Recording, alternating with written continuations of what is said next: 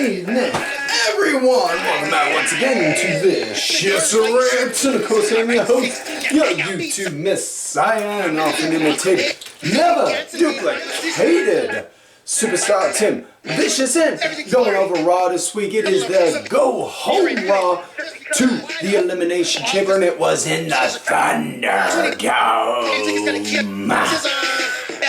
No, it doesn't get old. But before we get into that, we're going to switch gears, talk about last week via the SmackDown Rewind. And last week's SmackDown was the fallout to the... Well, no, it wasn't. See? Again, don't hide my botches. I don't hide my screw-ups. No, I'm not going to lie. I brain farted for a minute there. Thought, oh, well, maybe, yeah, no. Nope. But either way. It starts out with Roman calling out one Adam Pearce, which, again, I can't emphasize enough. I just really wish that they would just give Adam Pearce an official title instead of just saying he's WWE official, because, hear me out on this. Here's my mindset and my reasoning on it. Even if he has the same amount of screen time as he does now, and I'm not saying it's too much or too little, I'm just saying he has that same amount. But he has an authoritative name. Whether it's commissioner, general manager, executive television producer for the general assistant of presidential affairs, or whatever the hell kind of glorified title you want to give. If he just had some type of actual title behind his name, that would make the calls that he makes sound a lot more serious and like dead on. Like, good example from my childhood, Jack Tunney.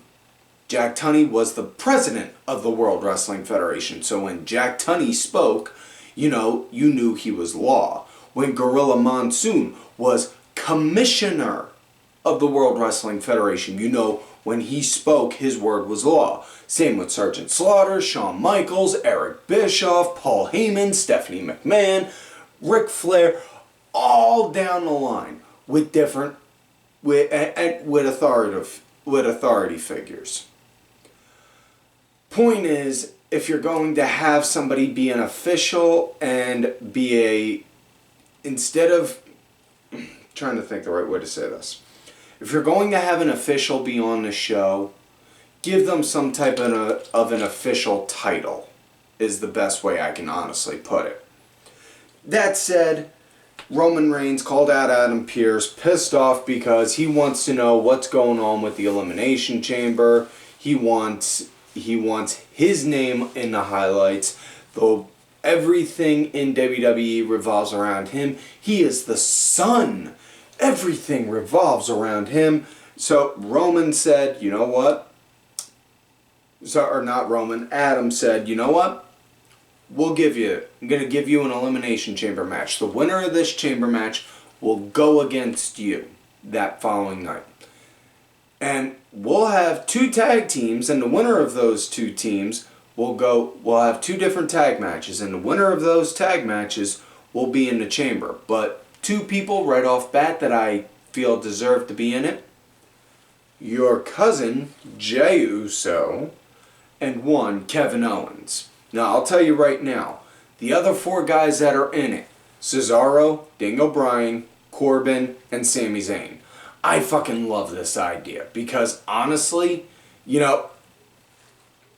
I really like the way Sami Zayn's going, especially with this whole documentary crew. Honestly, I really hope they kind of put this documentary Sami's making on the WWE Network and pass it off like it's a legit thing. Like Sami's going deep undercover, showing all the sneaky, shady stuff going on behind the scenes. Things like that and that kind of shit. Corbin, like I said, I'm not a fan of, but not in a negative way. It's just, he just doesn't click for me. So, okay, he's a big guy. He can work. He gets my respect in that sense. Jay, he won me over. Jey Uso won me over as a singles competitor with his shit with Roman. Owens, we all, lordy, we all know where I stand there with KO, man. You know, the man can pretty much do no wrong in my eyes. So yeah, I'm good with all of this. Now, that said, the other big highlights from SmackDown, Big E had a match with Nakamura. Now, I know I said a few weeks ago, it looked like they put Shin in the chamber and was getting ready to pull the trigger, but it looks like they opened up the cylinder and took that bullet out of the chamber. It sucks, yeah, but, you know, it is what it is. You can complain about it, or you can watch and still cheer on your favorites through the good and the bad. Because honestly, that's really how I feel the best fans are. Whether you love or hate what the hell they're doing, you're still going to cheer them on, even if you especially if you absolutely fucking hate the shit that they're being fed. Other than that, also, no other real big things. Bianca teased who she was going to pick for her WrestleMania match, but that's about it. So, yeah, that's it, folks. That was it for SmackDown. With that said, let's get into this week's show. It starts off with Miz hosting Miz TV, which, good buddy of the show, 3 Count Thursday, actually made an interesting point on the Twitter as Miz TV was going on, saying, as good of an interview show as it is to, like, help, you know, set up stories, build heat, this, that, and the other, kind of feel like it would be better off, more suited, kind of like a backstage segment. And they got the gears in my head turning, you know. Think of it, kind of make it like a Piper's Pit kind of atmosphere, or in a modern day sense, with Britt Baker with The Waiting Room, you know. Just something along those lines. But either way, Miz was doing Miz TV. At the start of the show, his guest is none other than WWE Champion Drew McIntyre. He brings him out. Have a seat, Andy. Can I call you Andy? Well, okay, Andy. Let me ask you this. We're walking into the Elimination Chamber. You are going to be defending your title against 5 other opponents in a grueling, unforgiving Elimination Chamber. I have been in this thing myself. I can tell you right now, it hurts. How do you think you're going to be prepared for it? Well, I'll tell you on how you're going to be prepared. And God bless. You know, as much shit as you give the Miz, you can't help but fucking love the fact that he is a fucking good chicken shit heel. He knows just on how to pluck the right nerves to piss you off, to be like, man, can you just shut the fuck up for 5 minutes? You know, and I fucking love that on him. Love that about Miz. Now, that said, eventually Miz hit that nerve to where McIntyre got to that point where he brought up about with Sheamus. Alright, you're going to let me say one damn word, or so help me, I'm going to shut you up myself. And then Miz started talking again, and then boom, hit him with that headbutt, threw his Money in the Bank briefcase halfway up the entry ramp, and then left. Miz licking his chops, checking himself to make sure his head isn't busted open or nothing, saying how Miz is walking into this Elimination Chamber match with a bona fide advantage, and it's, you know, not really, he doesn't really have much to lose. So you know what? I'm out. I'm taking myself out of the chamber match. He then goes back to Adam Pearce in the back, which I already said what I said about Pearce being with the official, then suggests that John Morrison should take his spot instead. Morrison wasn't there because Miz said he was working on making a diss track on Bad Bunny. Okay. Either way, then Pearce says, I'll take it into consideration. Later on, New Day runs into Pearce. Kofi says, you know, if we're adding former world champions, I am a former world champion. Why don't you just add me in? Next thing you know, Miz jumps in, is like, oh, no, we already discussed this. Morrison's in. Morrison's never been a world champion. He was a former ECW world champion, which we don't talk about the WWE ECW. We'll leave it at that. So then they make a match for later on in the night. If Miz wins, Morrison's in the chamber. If Kofi wins, Kofi's in the chamber. That said, let's get to the first match of the night. Trios match.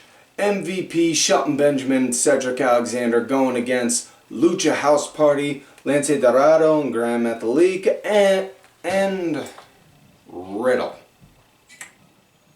Yeah.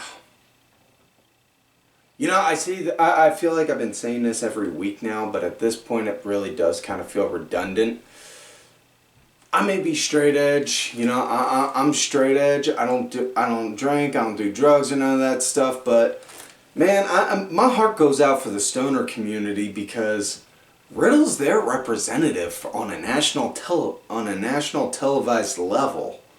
And it's just like, ugh. Man, ew. I mean, seriously. Just, ugh. I mean, Shaggy is a better representative than Riddle. I'll leave it at that. Either way, as far as the match went, it was had a nice good start at it. Her business, they were leading right up into the break. Afterwards, Metalik, he was the punching bag. And then Riddle got the hot tag in, started cleaning up. Saw at one point MVP, he was limping a little, looked like he may have tweaked his knee or aggravated it. You know, hope it was,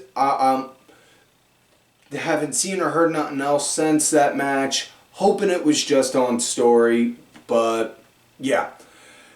Match came to an end when Riddle wound up hitting a floating bro onto MVP, but afterwards Lashley then came out and proceeded to just straight up, like I said last week, Lashley would just rage, just snapped and just was like beating the ungodly shit out of Riddle and had him in the full Nelson ragdoll on him. Like, damn, dude, easy. You don't want a murder rap on your... Oof. Next up, we got women's tag action. Charlotte again with Asuka going against Lacey Evans and Peyton Royce. And, well, this was the giant cluster what the fuck moment of the night. Because kind of felt like that old Sesame Street song, one of these things is not like the other, one of these things is not like the other, it's this. And Peyton Royce, unfortunately, was the this. You know? And Peyton, she just pretty much got put on the ass end of an ass whooping throughout the entire match. I'm not even joking. The entire match. At the point when Lacey Evans eventually got tagged in, she then climbed down off the apron, grabbed a mic and said, "Charlotte, you're not getting me, honey, because I'm pregnant," which, full disclosure, I have nothing to do with that. You can't. Nope, not me. Not me one bit. Either way, after she said that, Charlotte's just looking like Charlotte was literally everyone watching Raw at that moment in time like, what? And Rick's there doing, woo! Call me daddy, so now apparently Lacey Evans went to Space Mountain and got some of that Ric Flair drip.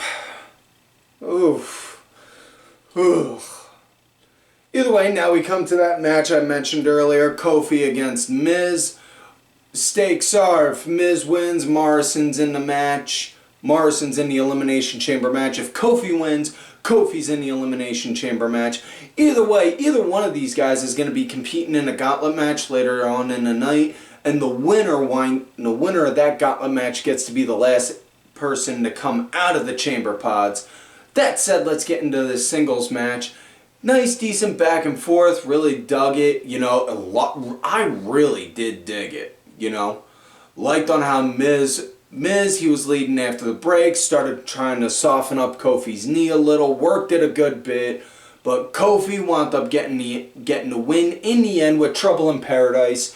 Really, really hoping for Kofi Mania 2, man. You know, I'm not gonna lie, Kofi, I always dug the shit out of Kofi, but man, that chase with him chasing after Bryan for that title that year, just, oh man, that hit me in all the feels and all the right places, man, because it felt like when Eddie Guerrero was chasing it, man, and I fucking loved it. Next up, we got women's action. Lana going against Shayna Baszler, and Lana pretty much got stretched and worked throughout the entire match. There's no other way around it. You know, Lana got worked, stretched, and beat to a pulp at the end. Shayna got the win doing the Karabuta clutch at the end. Yeah, not much of a shock. Now, question lies though, Lana and Naomi are #1 contenders for the women's tag titles. However, Dakota Kai and Raquel Gonzalez won the Women's Dusty Cup Classic and are now also guaranteed a tag title shot. So how are we doing this? Because we got one too many #1 contenders. Yeah. That said, let's get into the main event of the night. Yes, I know I said main event of the night and we're only about 5 matches in. Well, the Gauntlet match took up the rest of the show. It started out with Uncle Allen, AJ Styles going against Kofi. This had a nice start. Really dug the way these two were going at it with each other. Almost actually at one point got tossed out because when Kofi wound up doing one of his things, Woods, you know, he had the trombone, was doing his trombone solo, ba-bum, ba-bum, ba-bum, ba-bum, bum, bum, bum, bum, bum, was doing that shit, and then next thing you know, Omos just grabbed him and then choke slammed him, and it looked like he fucking murdered him. Kofi got into his shit, and then the ref threw him out. Afterwards, AJ started working on Kofi's leg that Miz was working on earlier in the night, which I loved because, you know, just the little nuances like that, like you're working on a target, on an open target that got hit earlier in the night. You know, match came to an end when AJ wound up hitting a phenomenal forearm on Kofi, got the 1, 2, 3. So his next opponent was Drew McIntyre, and Drew came in all sorts of ready for hell break loose. And he was leading right into the break as well as afterwards. It was a decent match with these two, you know. And Drew, he wound up getting the win, you know, with a Claymore on the AJ. Next up was Jeff Hardy. Jeff rolled right up on him, like sneak up roll on Drew before the match starts, trying to get a little bit of an upper hand. Decent enough match, you know. Really, this was where like the meat of the bone in the Gauntlet match was, with Jeff and Drew. You know, and I can't help but think, man, it's cool to see it like this now, but my memory sometimes can be a bit fuzzy, which is saying something considering it can be a steel trap on other things. But when McIntyre was in TNA, I cannot honestly recall for the life of me any time he ever had a one-on-one encounter with Jeff Hardy in there. Because I'm just thinking, I know these two were in TNA together, but I don't think them two ever locked horns in there. If they didn't, that just felt like it was like leaving money on the table. But these two guys, they put on a hell of a good show. Drew got the win. When Jeff went to go for a swanton. McIntyre countered and then popped a Claymore on him. Next up came Randy Orton. They come back from commercial break as Randy's walking after Randy walked down. Them two are fighting outside the ring. They eventually get back in the ring. Them two are still going at each other like a straight up slugfest fight. And then next thing you know, lights start to flicker, and then you see Alexa Bliss all over the LED screens all around the Thunderdome, and Randy's just like, what the fuck? And Randy Orton actually gets counted out from it, which, for as crafty as a veteran Randy is, man, the fall for the old distraction trick, Randall, I expected better.